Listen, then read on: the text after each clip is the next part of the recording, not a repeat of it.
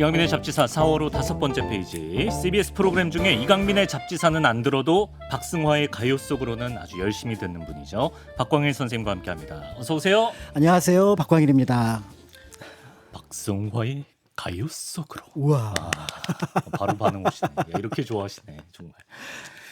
청취율 조사 기간이 돌아왔습니다, 여러분. 예, 청취율 조사 전화입니다라는 02로 시작되는 전화를 받으시면 이강민의 잡지사 혹은 이강민의 잡다한 지식 사전을 말씀해 주시면 되겠습니다. 4월 20일까지 앞으로 한 2주 정도 모르는 번호도 슬쩍 받아보시고, 예, 청조 전화다 싶으면 이강민의 잡지사 바로 나올 수 있게 좀 이미지 트레이닝도 미리 해보시고 많이 도와주시면 좋겠습니다. 잡지사는 저녁 7시 30분부터 시작되는 방송인데 이강민의 잡다한 지식사전 이것만 기억하시면 될 것 같습니다.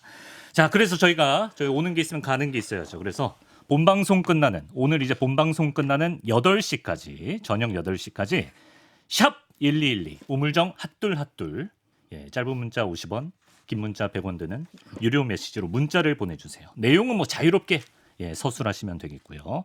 문자 보내주시면 저희가 30분 뽑아서 빠른 시일 안에 또 커피 쿠폰을 보내드리도록 하겠습니다. 도와주시고 커피도 타가시길 바랍니다. 많은 부탁, 많은 참여 부탁드립니다. 예.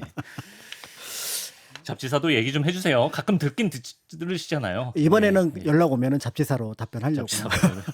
박승화 씨는 어차피 잘 나와요. 그러니까 어차피 거기는 동시간대 1위예요. 1위라고 하시더라고요. 예, 압도적으로. 네. 여러분, 이 코너가 또 청조 기간에 봄을 맞아서 다시 돌아왔습니다. 지하철 역사에 얽힌 역사를 알아보는 박광일의 역사탐험대.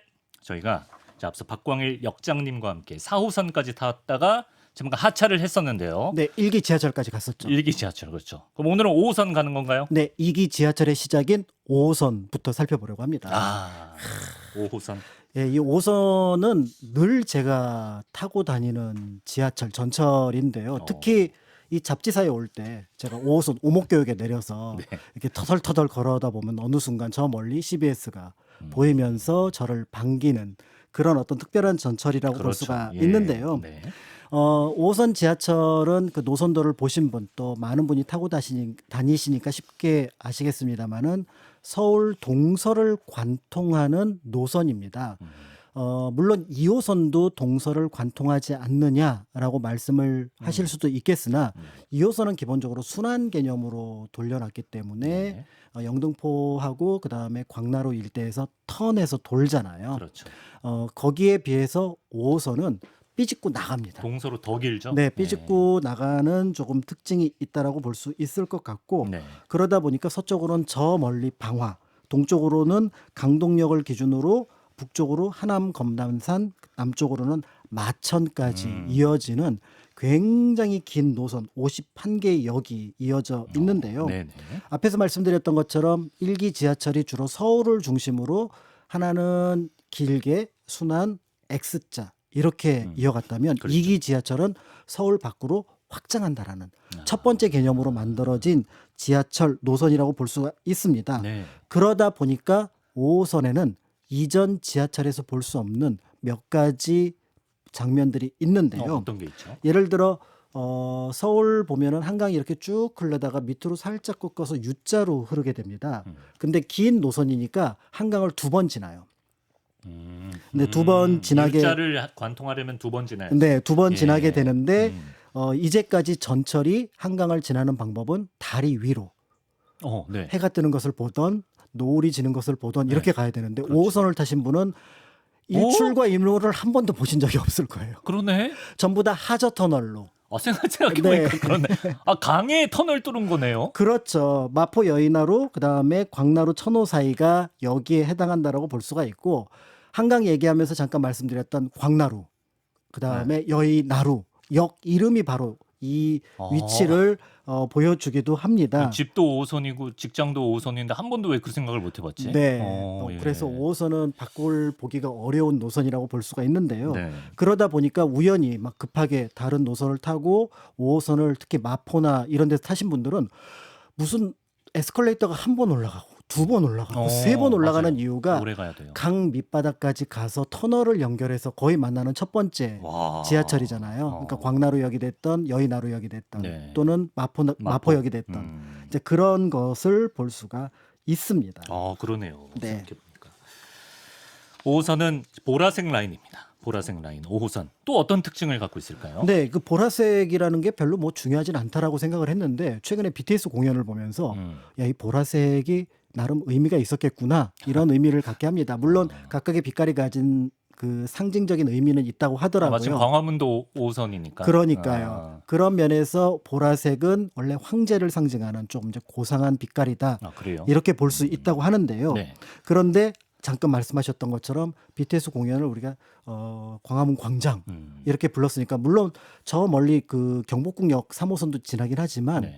그래도 외국인들이라면 처음 우리가 광화문 광장으로 갈 때는 광화문역을 이용을 해야지라고 하면서 5호선역을 이용을 했을 거란 말이에요. 그렇죠. 근데 아마 외국에서 온 아미들은 신기하다. 오늘 BTS 공연 때문에 지하철 전체를 보라색으로 꾸몄네? 라고 오해하시진 않으셨을까? 즐거운 오해. 그럴 수도 있겠네요. 를 그럴 수 하시지 않았을까? 그럴 수 있어요. 라는 예. 생각이 들었습니다. 네. 저도 늘 5호선을 타면서 보라색을 보고 광화문역도 자주 가기 때문에 그러다가 BTS 그 아미들로 물든 광화문 광장을 보면서 야, 이래서 광화문을 선택을 했나? 라는 쓸데없는 생각도 안 그랬을 것 같기도 네, 한데. 잠시 예, 전체 노선 보면 애초에 보라색이어서. 네, 해봤고요. 그렇지만 즐거운 상상입니다. 네. 더불어서 앞에서 말씀드렸던 것처럼 이 5호선을 만들 때 굉장히 염두에 두었던 게 뭐냐면 1963년 서울이 확장되잖아요. 그러면서 동쪽으로는 강동 송파, 그러니까 송파 강동구가 있고 그다음에 서쪽으로는 양천 목동이 있는데 당연히 이 일대는 당시 기준으로 보면은 주거 공간으로서 아파트를 굉장히 많이 지었습니다. 네. 그러니까 이 지역에 있는 동네들은 대체로 거주 공간으로 많이 생각을 하고 뭐 산업 시설이나 이런 것보다는 네. 그러다 보니까 굉장히 인구 밀도가 높은데 거기를 가는 교통편은 굉장히 대중교통은 불편했었어요. 그랬겠네요. 그렇기 때문에 5호선이 아까 도심을 뻗어나서 서쪽 끝, 동쪽 끝까지 가려고 했던 이유가 바로 그런 면이라고 볼 수 있고요. 네. 그렇기 때문에 이 5호선을 이용하시는 분들 거의 대부분은 학생보다는 그다음에 어르신들보다는 직장인들이 많다. 통근 라인이. 네, 집에서 도심으로 들어갔다가 도심에서 다시 퇴근하는 그런 방식의 직장과 집을 연결하는 노선의 특징을 보여주고요. 이전까지 노선은 1차적으로 노선을 만든 다음에 경기도나 그 이상으로 바깥으로 확장하는 방법을 썼는데 네. 서울 동쪽이 위든 아래든 사람들이 많이 사니까 강동역을 중심으로 한강, 검담산, 마천이라고 하는 처음부터 두 개의 지선과 본선을 연결하는 방식으로 만들어 놓은 처음부터? 노선도 이게 9호선이 처음이다 이렇게 보여집니다. 그것도 특징이네요, 진짜. 뭐 5호선 역 중에도 이제 1호선이나 2호선 못지않게 유동 인구가 정말 많은 역들이 있죠. 네, 어딜 것 같으세요? 아무래도 여의나루 뭐 그쪽이나 의외로 여의나루역을 많이 계시는데 실제로 5호선 타보신 분은 여의나루에서 사람 안 내립니다. 제가 사는 공덕. 공덕이 조금 많기는 해요. 네, 공덕만. 그런데 여의도가 많죠. 잠깐만 그렇지 여의도도 5호선이지. 여의도가 완전히 사람이 쭉 그 동쪽에서 타고 서쪽으로 가다가 여의도쯤 오면 거의 앉아서 오거든요. 맞아. 그만큼 여기가 사람들이 많이 가는데 의외로 가장 많은 승객이 이용하는 역은 광화문역. 그렇군요. 네, 1번이더라고요. 그다음에 여의도역이 2번이고 그 뒤를 이어서는 화곡, 까치산, 발산, 오목교, 천호역 이렇게 되어 있어서 주거지, 주택단지, 아파트가 많은 곳 이런 것들이 포함되어 있었고요. 네. 처음에 이 5호선을 설계할 때 원래 1호선, 2호선과 연계하는 부분들을 고려했다고 합니다. 그러다 보니까 5호선의 중앙 노선은 1호선과 2호선과 겹칩니다. 상당 부분. 이 겹치는 지역이 인구가 그러니까 여객 인구가 유동 인구가 적은 편이에요. 그렇기 때문에 제가 찾아보니까 가장 이용객이 적은 그러니까 승객이 적은 역이 동대문 역사문화공원. 의외네. 라인이 겹치니까 선택지가 있으니까. 그렇습니다. 거기가 이제 1호선도 지나고 2호선도 지나고 4호선도 지나잖아요. 그 일대에. 그다음에 청구. 충정로. 그러니까 충정로 2호선하고 겹치고. 그러다 보니까 비교적 한간역이라고 하는데 가끔 제가 그 충정로 일대 답사 갈 때 보면은 역시 한가하다라는 거기 뭐 송기정 선생 기념관 찾아가기도 하고 민영환 선생 동상 찾아가기도 하고 할 때 충정로역을 가는데 역시 사람이 많지 않구나라는 거를 요 기록을 통해서 다시 한번 확인을 했고요. 잡지사 처음 보신 분들은 이 모자 쓰시고 이런 통계 얘기하실 때 진짜 그쪽 전문가인 줄 알고 그쪽에서 나오신 분인 줄 알 것 같아요. 네, 예. 지하철 공사와는 전혀 상관이 없는 오랫동안 지하철을 이용한 승객의 처지에서 그렇죠. 예. 방송을 하고 있습니다. 그렇습니다. 그리고 5호선이 가지고 있는 다른 이전에 있었던 전철, 지하철 노선과의 가장 큰 차이점은 네. 바로 우리나라 최초의 공항철도라는 점입니다. 공항철도 김포공항이 있죠. 그렇습니다. 예, 예. 그러니까 지금은 2001년에 개항한 인천공항이 우리나라를 대표하고 수도권을 대표하는 공항으로 인식을 하지만 네. 2001년 전까지만 하더라도 즉 2000년까지만 하더라도 우리나라를 대표하는 국제공항은 김포였죠. 김포공항이었잖아요. 예. 그때를 배경으로 했던 드라마들 보면 전부 다 김포공항, 국내선 청사, 국제선 청사. 아, 당시에도 딱 역에 도착을 하면은 왼쪽 오른쪽 국내선 국제선 청사로 네. 가라고 네. 얘기를 했었는데요. 네. 그런 면에서 도심과 공항을 연결하는 공항철도의 역할을 이 5호선에게 맡겨 놓았는데 한편으로는 이 공항과 관련해서 또 하나 굉장히 중요한 역이 네. 여의도이기도 합니다. 아, 여의도. 네, 그래서 이 여의도와 김포공항역을 엮어서 말미에 조금 자세히 말씀을 드리도록 하겠습니다. 좋습니다. 그리고 이제 5호선 보면 특이하게도 이름에 다리, 예, 이제 브릿지 다리입니다. 다리가 들어간 역들이 있습니다. 바로 이제 구분다리역 그리고 오목교, 예, 잡지사가 있는 오목교도 네. 마찬가지고 여기는 왜 다리가 이름에 들어갔을까요? 그러니까요. 5호선 타시는 구분다리는 분들 브릿지 다리 맞죠? 맞아요. 약간 옷자형 굽어있는- 다리 이런 거 아니죠? 굽어 있는 예. 다리라고 하고 예, 그다음에 예. 오목교는 오목한 곳에 놓은 다리입니다. 다리 이름이 오목한 게 아니라. 아, 오목한 곳에 다리가 있다. 네. 아. 안양천이 이렇게 흘러가는데 맞아요. 거기에 개울들 잔 개울들이 많이 흘러 들어왔나 봐요. 네네네. 그래서 그 일대가 물이 많으면서 지형이 이렇게 좀 넓어지다 거기가 오목해지니까 그럼 오목해지면 거기가 다리 놓기 좋잖아요. 오, 예. 그러니까 동네 사람들이 저기는 오목한 데인데다 다리를 놓았네? 네. 라고 해서 그 다리 이름이 오목교. 물론 지금 어. 오목교 이름을 가진 콘크리트 다리가 있기는 합니다만 네네, 맞아요. 그렇지만 처음에 그 오목교라는 이름이 붙었던 것은 그렇게 되었던 것으로 보여지고요. 아, 그 다리가 원조 오목교가 아닌 거죠? 그렇습니다. 아, 예, 네, 예. 예전에 이제 오목교라는 예전에, 다리가 예. 있었던 것을 나중에 동네 이름으로 삼아서 이제 전철역까지 이름을 갖게 되었다라고 볼 수가 있고 네. 그리고 이제 광주군에는 거기는 또 다르게 이렇게 개울이 쭉 흘러가는데 거기에 다리가 묘하게 구부러져 있었나 봐요. 아. 그게 예전에 조선시대부터 여기는 구분 다리가 있네. 그래서 동네 이름이 곡교리였어요. 아, 곡교리. 구불곡자에 다리 교자를 써서. 네. 그런데 그거를 한글 이름으로 바꾸니까 구분 다리가 좋네요. 되어서 이렇게 되었다고 하는데 지금은 그 실체를 알 수 없는 물론 오목교는 있지만 오목교나 구분 다리가 지명으로 남아 있다라는 게 지금 조금 재밌기도 하고 동네 사람들도 잘 모르는 우리 지명. 오목교, 구분다리 어디에 있지? 10년 넘게 여기 다니면서 오목교 네, 뜻을 그런 몰랐네. 뭔가 그 정류장 이름이 되거나 그 역 이름이 되면은 네. 굉장히 유명하지만 사실은 그 실체를 잘 모르는 그런 것의 대표가 아닐까라는 생각이 듭니다. 이런 게 참 의미 있는 것 같아요. 예. 네.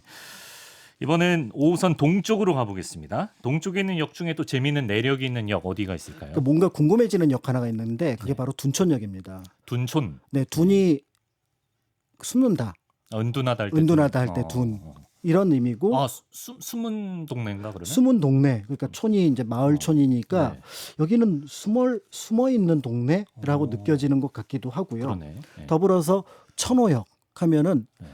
수군 편제를 조금만 아는 사람은 수군 만호라는 표현.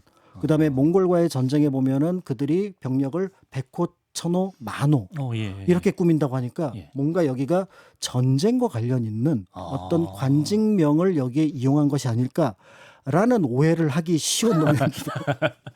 오늘 재밌게 하시네요 방송. 어. 청조 기간이라. 네. 예, 그럼 천호는 뭔데요? 실제로? 천호는 예. 그 여기가 야 동네가 널찍하다 이 정도면은 네. 한 집이 한 1000채 정도 있어도 좋을 만한 길한 땅이 아니냐? 그런 라고 뜻이에요. 동네 사람들이 그랬대요. 그러니까 천호는 그냥 집이 많을 동네. 실제로 지금 천호동 사람들 많이 사시잖아요. 그렇죠. 그러니까 그 내력에 따라서 그렇게 되었다라고 볼 수가 있는데 언뜻 역사를 공부할 때 느꼈던 그 낱말이 나오지 않아서 좀 실망스러운 백호 공간이라고 천호 만호 할 때 천호 아니다. 그렇습니다. 예. 그렇게 볼 수 있을 것 같고 둔촌은 뭐예요? 둔촌은 이제 자료를 찾아보면은 두 가지 가설이 나오는데 가장 널리 알려진 가설은 광주 일대에 살았던 이집이라는 학자분이 계신데 아, 예. 그 학자분이 이 일대에 숨어 지냈다고 해서 둔촌이라고 한다라고 라고 하는 것들이 있고요. 네. 그 이 집 선생의 호가 둔촌이기도 합니다. 오, 그렇다면은 유력한데. 보통 자기가 살았던 동네를 호로 삼으니까 이게 말이 딱 맞아 떨어져요. 그러네요. 그래서 제가 이 집 선생이 어떤 분인지 이제 광주에 예. 시더라고요. 그분은 왜 숨었어야 하는 것인가? 네, 그래서 그 어. 뒷조사를 했죠. 왜 광주에 숨었을까? 예. 둔촌동 일대에 숨었을까? 네. 라고 조사를 해서 봤더니 광주에 안 숨으셨던 거예요. 이게 뭐야? 광주에 안 숨었어요. 네, 그러니까 예. 이분이 고려 말에 그 학자였었는데 뭐 네. 정몽주라든지 이색, 이숭인 이런 분하고 교류를 했었습니다. 예. 그런데 이 시기에 이제 신돈이 잠시 집권을 하잖아요. 국민왕 때 네네. 전민변정도감 이렇게 하면서 네. 그런데 그 신돈한테 신랄하게 비판을 했던 모양이에요. 이집 선생이. 네, 이 집 선생이 너는 도대체 개혁을 하려는 거냐, 너의 개인적인 권력을 위한 것이냐, 뭐 이런 톤으로 비판을 하셨나 봐요. 그랬더니 신돈이 뭐라 하면서 그때 막 사람 죽여나갈 때 하니까 네. 이 집 선생이 말은 해놨는데 살짝 두려움이 생기는 거죠. 그렇죠. 나는 괜찮은데 네. 우리 식구들 어떡하지? 그렇죠. 하면서 아버지를 들쳐 업고 네. 경상도 영천으로 피신을 하신 아, 거예요. 경상도로? 네. 예. 일단 숨긴 숨어야 되는 건 네, 맞아요. 숨기는 숨은 게 맞아요. 예. 그래서 어. 경상도 영천으로 갔다가 나중에 신돈이 실각했다는 얘기를 듣고 예. 다시 고향으로 오셨어요. 예. 근데 그 고향이 광주이시니까 예. 광주 어딜 거 아니에요. 아. 그러면 이게 둔촌동 일대가 될 것 같으니 네. 그 내용을 전반적으로 풀어보면은 네. 이 집 선생이 경상도 일대에 숨었을 때 둔촌이라는 호를 가졌다가 그렇지. 그 선생님이 광주 일대에 사는데 네. 야 거기가 그 둔촌 선생 사시는데 맞지? 아. 라고 하니 여기에 숨은 게 아니라 아. 경상도에 숨어 영천에. 계셨던 예. 이 집 선생님이 이 광주 일대 와서 네. 머무니까 이제 그 둔촌 선생이 머물던 곳, 그러니까 둔촌 선생이 숨은 곳이 아니라 머물던 곳으로 워낙 유명한 분이니까 해석해야 되지 않을까? 광주에서 그러니까 어깨 펴고 사신 거예요. 그렇죠. 예. 어깨 펴고 사시다가 위축되지 않고. 아니다 싶어서 예. 경상도 영천까지 가셨다가 네. 다시 들어오셔서 사셨으니까 그때 이제 이 둔촌이라는 호를 저분이 그래도 절개를 지키기 위해서 몸을 숨기신 분이야. 라고 얘기하시면서 그 지명이 그대로 이어지지 않았을까. 그리고 둔촌역이 되지 않았을까. 이렇게 생각을 합니다. 예. 아차산역도 좀 알아오신 모양인데요. 네. 아차산? 이 아차산역은 아차산 왜 아차산입니까? 아차 싶어서 아차산. 실제로? 아닙니다. 아니, 예. 예전에는 그런 전설이 하나 있었어요. 들어본 것 같은데. 거기 아차산하고 용마산이 있는데 예전에 아기장수가 나와서 그 아기장수가 어떤 용마를 보고 네가 내 용마인지 맞다, 나한테 맞다. 맞는 용마인지 확인해 본다라고 활을 쭉 쐈는데 예. 가서 보니까 활이 자기가 먼저 왔죠. 관역에 꽂혀 있었던 거죠. 맞아. 그래서 뒤에 달려온 말을 댕강했는데. 자기가 타고 온 말을 댕강했는데 네. 근데 딱 댕강하고 나니까 그때 활이 와서 꽂혔고 누군가가 이미 꽂아놓은 활이었던 맞아요. 거죠. 그랬었죠. 용마산 편할 때 그 하시죠. 용마산과 예. 아차산이 그런 전설 속에 있다라고 하는데 근거는 없습니다. 그래서 이거를 여기서 정설로 말씀드릴 수는 없을 것 같고 예. 말편에서 하셨네요. 그렇습니다. 네, 말편에서도 네. 했었을 거고 아마 제가 살던 동네였기 때문에 네. 한번 얘기를 드렸을 것 같은데 네. 아단 또는 아차라고 해서 아무래도 아침을 상징하는 의미와 관련이 있는 것이 아닐까. 단자가 그 시작한다는 단자를 가지고 있거든요. 네. 이제 그런 의미였는데 나중에 태조 이성계가 또 다른 이름으로 이단이라는 이름을 갖게 되면서 네. 그거를 피하기 위해서 기휘하기 위해서 단에서 획을 내리면 차가 됩니다. 한자에서요? 네. 그러니까 요렇게 날일자가 있고 쭉 그으면 단자가 되는데 네. 그거를 그대로 내려면 차가 되거든요. 그렇기 때문에 이름을 아단에서 아차로 산 이름을 바꿨다가 보통은 정설로. 아차에 따른 그럼 신빙성이 확 떨어지네요. 네, 그렇게 보여지는데 네. 개인적으로는 아차산 용마산 전설이 훨씬 더 재밌긴 재미있기도 재밌어요. 하고 제가 어렸을 때 살던 곳이어서 익숙한 동네. 보통은 아차산역이 생기기 전에는 이제 어린이 대공원 후문으로 많이 알려진 곳이기도 한데요. 네. 근데 여기가 굉장히 의미가 있는 곳인 게 네. 이 일대가 한반도 남쪽에서 보기 드문 고구려 유적이 대규모로 발견된 곳입니다. 남한에서 드물게 네. 고구려 유적을 볼 수 있어요. 그렇습니다. 보통 고구려 유적하면은 연천 쪽에 호로고루 정도를 가야 볼 수 있다라고 생각을 하고 물론 남쪽에 충주 고구려비가 있기는 하지만 네. 실제로 그 흔적이 대규모로 나타나는 곳은 많지가 않은데 서울 한복판 아차산에 가면은 네. 그런 것을 여럿 볼 수가 있고 보통 아차산 보루라고 해서 네. 성고보다는 규모가 작지만 일정한 군인들의 진지 같은 모습을 보루. 보루라고 얘기를 하는데요. 예. 이들 보루가 아차산, 용마산, 망우산 일대에 한 20개 정도가 발견이 됐습니다. 그래요. 이들 보루를 발견하다 보면은 고구려 기와도 나오지만 예. 온돌 장치가 있어요.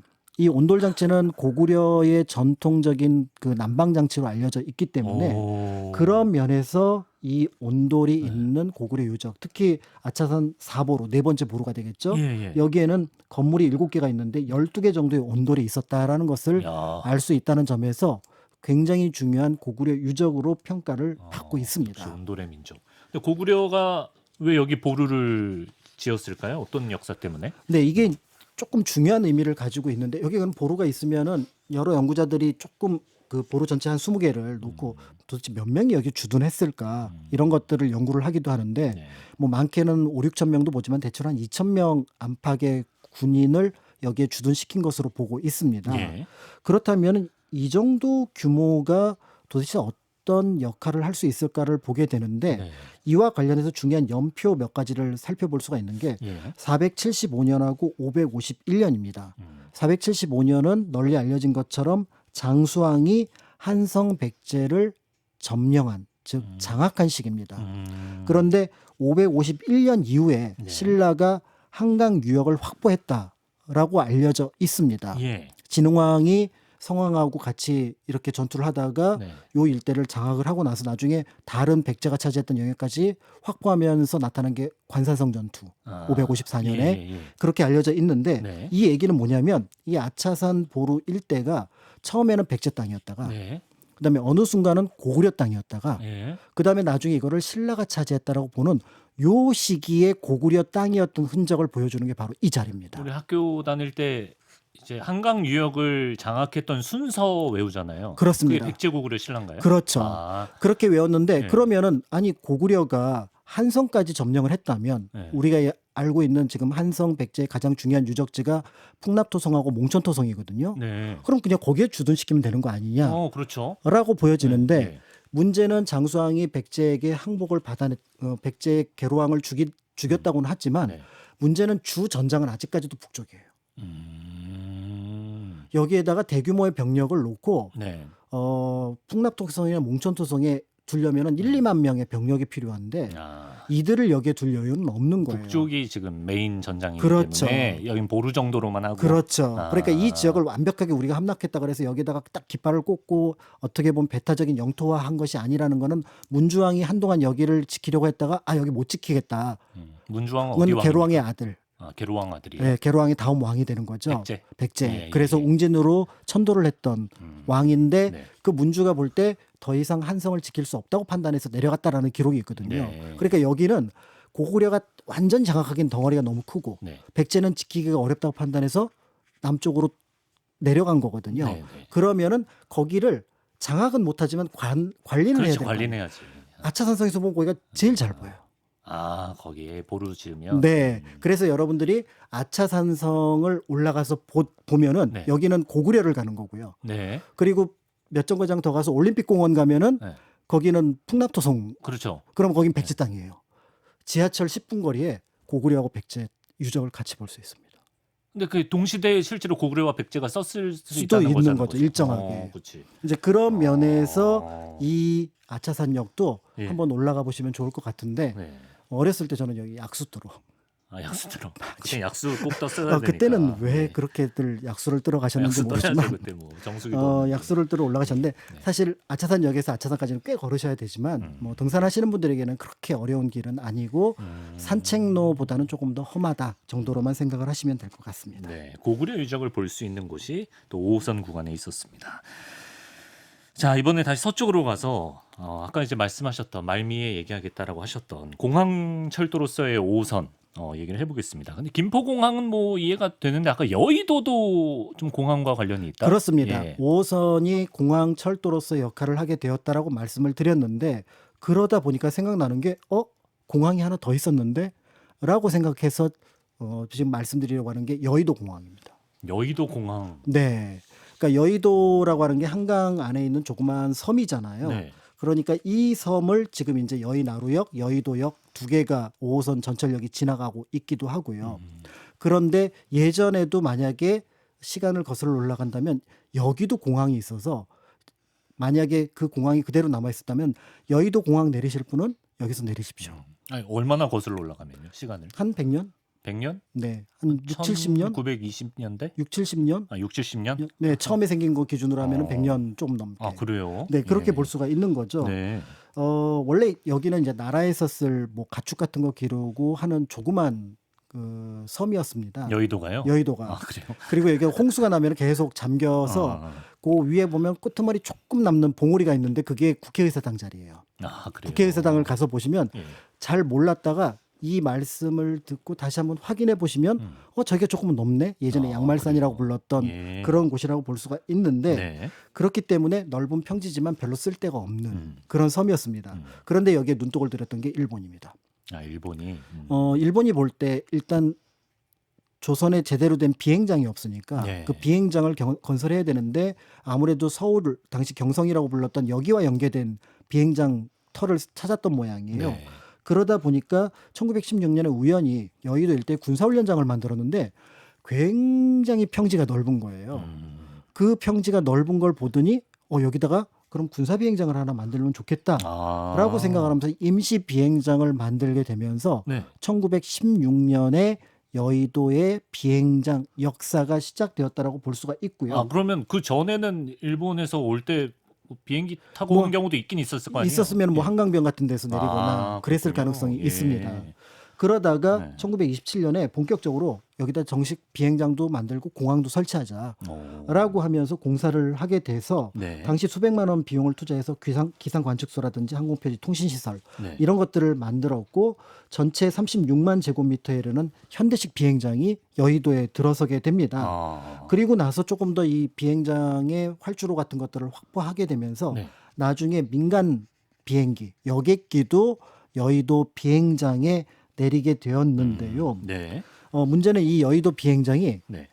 처음에 만들 때는 좋았지만 조금씩 한계를 보이기 시작했다는 점이 약간 이제 문제점으로 드러났던 좀 거죠. 협소했기 때문인가요? 예, 일단은 좁습니다. 좁기도 예. 한데 예. 문제는 아까 말씀드렸던 홍수 홍수 그래.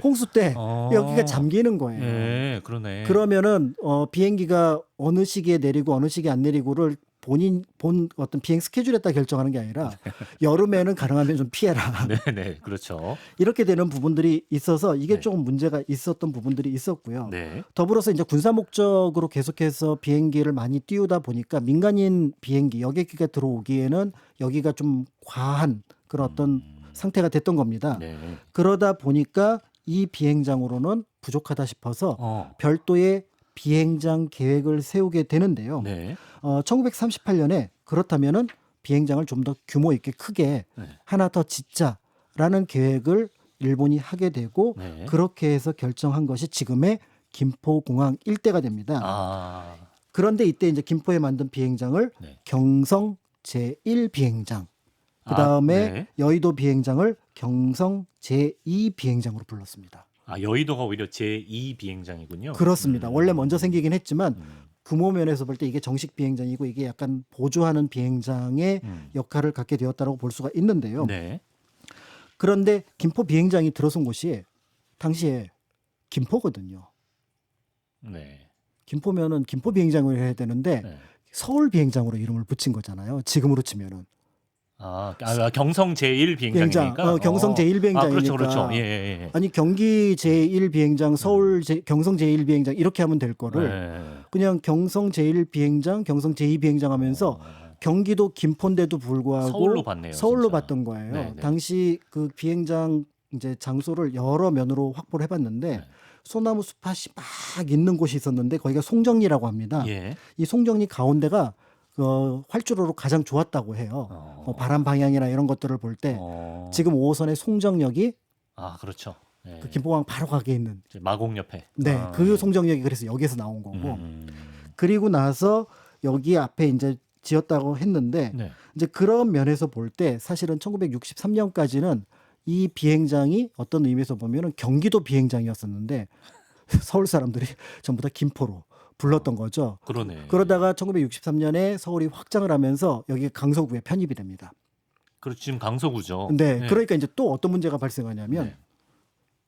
그러면 서울 비행장이 돼야 되는 거 아니야? 김포군이 아닌데. 강서구니까. 네, 그래서 강서 비행장으로 하거나 네. 서울 비행장으로 해야 되지만 또 오랫동안 김포 비행장으로 써왔기 때문에 그러니까 처음에 그 지을 때는 김포에다 지으면서 서울 비행장이라고 했고 네. 그러다가 지금은 서울에 포함됐는데도 그냥 김포 비행장으로 부르자고 했던 묘한 아이러니를 가진 비행장이라고 할 그럼요. 수가 있는데요. 지금 오히려 이제 김포가 아닌데 김포공항이고. 그렇습니다. 예. 여기에 이제 비행장을 만들었던 이유는 이제 민간 비행장을 조금 더 규모 있게 지으려고 했던 것들이 있었던 것 같아요. 네. 그런 면에서 이제 1939년 즈음에 이제 짓기 시작해서 실제로 공항이 모두 완비된 거는 최근의 논문에 따르면은 예. 한 1942년 정도에 그러니까 비행 활주로뿐만 아니라 공항 청사도 있고 여객기도 많이 여객기도 다니고 하는 그런 모습으로 보여졌고 네. 서울 도심에서 한 20km 정도 떨어져 있어서 조금 거리는 있지만 네. 주변에 높은 산도 없고 넓은 활주로를 확보할 수 있고 한다는 점에서 여기를 최적지로 선택을 했던 것으로 보여집니다. 네. 그런 면에서 이제 어떻게 보면은 김포 공항의 역사는 38년 공사 시작, 39년에는 군용 활주로, 그다음에 42년에 42년쯤에 본격적으로 김포 공항이라고 하는 현재의 분위기와 비슷한 방향으로 시작되었다. 이렇게 볼 수가 있습니다. 예, 그게 42년이면 이제 뒤에 해방 후에는 어떤 모습이었을까요? 예. 얼마 못 썼다라는 거를 확 느낄 수 있겠죠. 한 3년 지나면 태평양 전쟁이 되니까 네. 민간 여객기들보다는 군용기가 훨씬 더 중요한 위치를 차지하게 되면서 네. 그러면서 다시 이제 군용 비행장으로 쓰이게 됩니다. 네. 그러고 나서 한국 전쟁 이후에 이 김포공항이 굉장히 중요하다고 판단했던 미국이 볼 때 이 다른 지역은 뭐 한국한테 돌려주면 안 돌려주는 지역이 몇 군데 있었잖아요. 그 가운데 하나가 바로 이 김포공항이었습니다. 아, 그렇군요. 그렇기 예. 때문에 1950년대까지는 이 김포공항은 미국 거였어요. 우리가 김포공항을 우리 정부에서 인수한 거는 1961년이니까 그래요. 그 전에는 김포공항이 있다고 하더라도 네. 일종의 군용 공항처럼 일반인의 접근이 금지되었다 이렇게 이제 볼 수가 있고요. 그럼 50년대에는 예를 들어 대통령이 뭐 비행기 타고 해외에 나가려고 해도 일단은 미군 쪽에 관할- 허가 내지는 아. 양해를 구해야 된다라고 볼 수가 있는 거고요. 네네. 그러다가 앞에서 잠깐 말씀드렸던 것처럼 이제 1963년에 서울이 이제 확장되면서 이제 서울 영역 안에 포함이 된 어떻게 보면은 수도권을 대표하고 당시 기준으로는 가장 큰 규모의 국제 비행장으로서의 역할을 했다라고 볼 수가 있고요. 네. 이제 이런 과정 속에서 이제 김포공항이 점점 커지는데. 커지는데 이제 여의도는 어떻게? 여의도 공항이 여의도도 아직 남아 있죠? 이제 여의도에 아직 공항 남아 있어요. 예. 1945년에 뭐 김준엽 장준하 선생도 잠깐 수송기 타고 여의도 공항에 도착했다가 일본군하고 하루 정도 대치하고 다시 돌아가기도 했었거든요. 예. 그렇기 때문에 이 여의도 공항은 계속해서 남아 있었는데 네. 정부에서 볼 때 강남 개발 그다음에 영등포 일대 개발이라는 관점에서 여의도를 대규모의 신도시를 지을 생각을 하게 됩니다. 그러면서 보니까 공항이 있으니까 이 공항을 이제 이전시켜야 되잖아요. 네. 이제 그 역할을 이제 성남 쪽으로 이전을 해서 서울공항. 서울공항. 이제 공식 이름으로 서울공항. 그렇구나. 성남에 있는데. 그러네. 오히려 김포공항이랑 반대네. 외국인들이 공항 이름 보면 되게 헷갈릴 것 같긴 그렇겠네요, 했네요. 진짜. 예. 네. 아무튼 성남으로 이전을 하고 네. 그리고 그 유명한 윤중제라고 하는 제방을 쌓습니다. 길이 7.6km, 높이가 16m에 이르는 여의도의 이제 앞에 부분, 그러니까 상류 부분을 전부 다 쌓는 제방을 설치를 하게 되고요. 네. 그리고 나서 마포대교 건설, 시범 아파트 놓으면서 이제 공항은 이제 역사 속으로 사라지게 되고 동시에 이제 국회의사당, 방송국, 증권거래소 이런 것들이 들어서면서 현재의 모습을 갖추게 되는데요. 네. 이 여의도 비행장 어마어마하게 넓잖아요. 네. 아무리 뭐 비행장 직원 협소하다고 해도 협소하다고 해도 굉장히 넓은 공간일 그러니까 텐데. 80년대, 70년대, 80년대 이제 한국 사람들의 로망 가운데 하나가 네. 넓은 광장이거든요. 광장이 흔치 않았구나. 광장이 흔치 않았잖아요. 외국에 보면은 무슨 광장 다 등장을 하는데 네. 서울이라는 동네가 지금은 광화문 광장이지만 예전에 거의 세종대로요. 그렇죠. 였으니까 그러네. 광장이 흔치 않은데 예. 마침 뭐 이제 자전거를 타기 시작하는 게 한 70년대 80년대 여유롭게 타기 시작하는 데가 그때니까 네. 그때 자전거 타러 가면 어디로 가냐면은 여의도로 가는 거죠. 음. 저도 어렸을 때 여의도에 타러 와갖고 네. 이제 뭐 거기 자전거 빌려주는 집들이 쭉 천막치고 있었으니까. 그래요? 네, 그걸 타고 쭉 가는데 야 진짜 여기 섬이라서 넓구나라고 생각을 했지 공항이 있다는 생각을 해본 적은 다른 없었던 이들의 것 같아요. 고향이네요. 그렇죠. 그러면서 그러니까 비행장이 있던 데가 그 광장이 된 거예요. 광장이 된 거예요. 그래요? 그래서 여의도 예, 예. 광장이라는 표현으로 썼고 예. 당대 이제 정치인들 유력 정치인들이 하면은 50만 모였다, 100만 명 모였다. 제일 좋은 데가 어디냐면은 여의도입니다.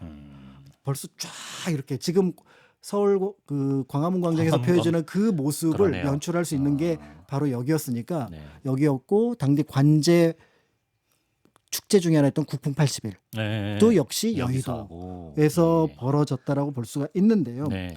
처음에는 이렇게 넓은 공간만으로도 많은 사람들에게 효용이 충분히 있었지만 이제 시간이 점점 지나면서 그렇게 넓은 광장 꼭 도심에 필요할까라는 생각을 하게 되면서 네. 공원으로 꾸미자는 계획이 95년부터 이루어져서 1999년 현재의 여의도 공원처럼 뭐 나무도 심겨져 있고 산책로도 있는 그런 모습으로 만들어졌다고 볼 수가 있습니다. 네. 그렇기 때문에 앞에서 뭐 서울의 공항 하면은 많은 분들이 김포공항을 처음으로 떠올리겠습니다만 역사적으로는 그러네. 여의도. 1960년대까지 있었던 여의도 공항을 떠올리시면 조금 다른 장면을 보실 수가 있을 것 또 같습니다. 윤중로 벚꽃 보러 가실 텐데 또 이런 역사도 기억하시고 네. 박관일 선생님과 함께한 꽃놀이 편도 또 보시면 좋겠네요. 그렇죠. 뭐 안창남 선생이 처음에 비행기를 띄웠던 것도 여의도였고 이런 것들을 생각해 보신다면은 여의도가 가지고 있는 공항으로서의 역사도 네. 같이 생각해 보실 수 있을 것 같은데요. 네.